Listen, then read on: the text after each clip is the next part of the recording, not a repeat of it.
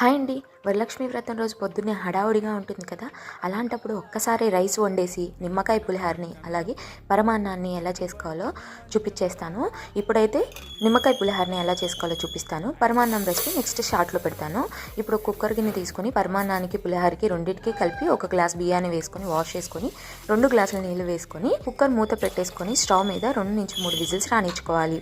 ఈ రైస్ ఉడికేలోపు పులిహోరకి తాలింపు పెట్టుకుందాం. స్టవ్ మీద బాండి పెట్టుకొని 2-3 టేబుల్ స్పూన్ దాకా ఆయిల్ వేసుకొని ఒక హాఫ్ టీ స్పూన్ జీలకర్ర, హాఫ్ టీ స్పూన్ ఆవాలు, హాఫ్ టీ స్పూన్ మినపప్పు, 1 టీ స్పూన్ దాకా పచ్చిశనగపప్పు, 1 లేదా 2 ఎండుమిర్చి, 2 టేబుల్ స్పూన్ల పల్లీలు, ఒక 10-15 జీడిపప్పు పలుకులు వేసుకొని పచ్చిమిర్చిని కూడా 2 స్లైసెస్లా కట్ చేసుకొని తాలింపు వేగిపోయిన తర్వాత స్టవ్ ఆఫ్ చేసి కొంచెం ఇంగువ అలాగే 2 రెమ్మల కరివేపాకు వేసుకొని కలుపుకొని పక్కన దించేసి పక్కన పెట్టుకోవాలి. ఇప్పుడు రైస్ ఉడికిపోయింది చూడండి. ఇందులోంచి సగాన్ని మాత్రమే తీసుకొని ఒక బౌల్లోకి వేసుకొని అందులోకి ఒక పావు టీ స్పూన్ పసుపు, వేయించుకున్న తాలింపు వేసుకొని బాగా కలిసే విధంగా కలిపేసుకోవాలి. ఇప్పుడు ఇందులోకి ఒక హాఫ్ టీ స్పూన్ ఉప్పు వేసుకుంటున్నాను. నేను తీసుకున్న రైస్కి కరెక్ట్గా సరిపోయింది. అలాగే 1 టేబుల్ స్పూన్ క్యారెట్ తురుము, సన్నగా కట్ చేసుకున్న కొత్తిమీర తురుమును కూడా వేసుకోండి. క్యారెట్ ఆప్షనల్ అండి, వేసుకుంటే చాలా బాగుంటుంది. వీటన్నిటిని కలిపేసుకున్న తర్వాత చిన్న సైజు నిమ్మకాయలని 2 తీసుకొని రసాన్ని తీసుకొని మనం కలుపుకున్న పులిహోరలోకి వేసేసుకొని కలుపుకొని వారికి నైవేద్యంగా పెట్టడమే.